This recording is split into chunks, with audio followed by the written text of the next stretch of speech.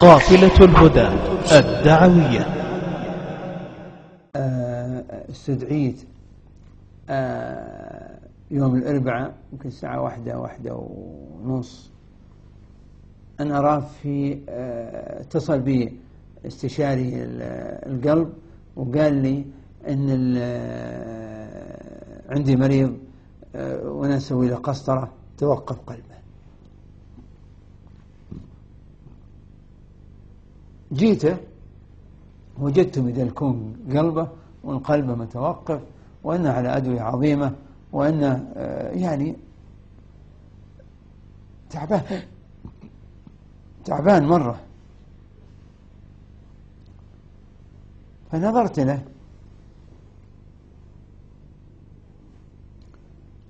آخذه ما أدري ليش، قلت يمكن يحيا له يوم يومين 3 4 5 أسبوع 10 أيام فيسبح فيها فأكون يأتيني من أجر من بعض أجر ولعله يحيا فكأني أحييت من في الأرض جميعا.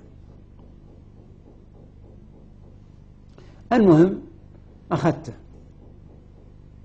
وهو حالته يرثى لها.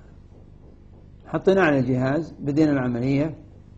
جلست معه ليلة الخميس الإنعاش والخميس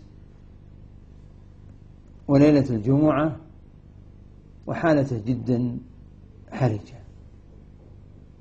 بدأ من يوم الجمعة يتحسن شوي شوي، السبت أحسن، الأحد أحسن، الاثنين أحسن، وحنا مخدرينه تماما ولا يحرك ساكنا. يوم الثلاثاء الصبح جيت قلت شيلوا عنه الأجهزة كلها الحمد لله طيب.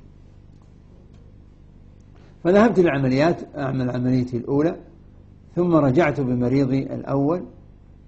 كانت الساعة 2:10 كأني أراها الآن، لأنه كرسيه كان قدام ساعة.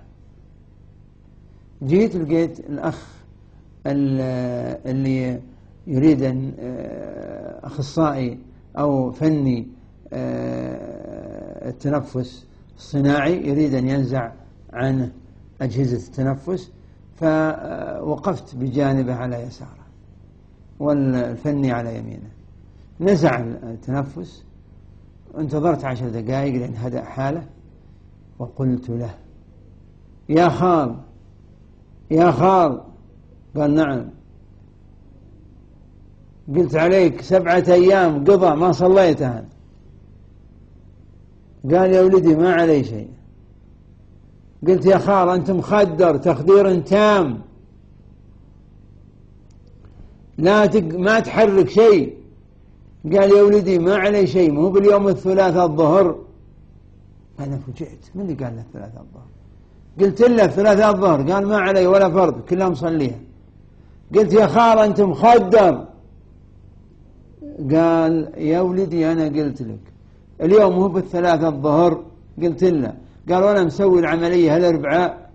قلت له. قال ما علي شيء نصليهن كلهن. وأنا قاعد أجادل معه إذا بالفني التنفس دموع امتلأت عيناه ويبكي. فعلمت أن في الأمر أمر. قلت له خلاص يا خال الله يمتعك بطاعة. تركته. كلمت هذا الأخ قلت له ليش تبكي؟ قال يا دكتور هذه شيء عجيب. قلت ليش؟ قال أنا ناوبت معه الأسبوع هذا جزء منه بالليل وجزء منه بالنهار. كل ما آتي كل ما على وقت الأذان بالضبط إذا به يفتح عيونه ويتحرك ويتمتم ثم ينام. فأنا ظنيته زي أي واحد يخف عليه البنج ولا شيء. لكن لما أنت قلت لي بعدين قاعد أتذكر وجدت أن هذا مرتبط مع الأذان. يؤذن المؤذن يصحى الرجال هذا، يؤذن المؤذن يصحى الرجال هذا، يؤذن المؤذن يصحى الرجال هذا.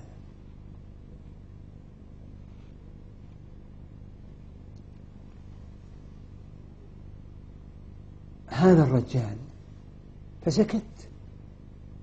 قلت للممرض إذا جو عياله بالليل خلاهم ينتظرون لين أخلص عمليتي الثانية.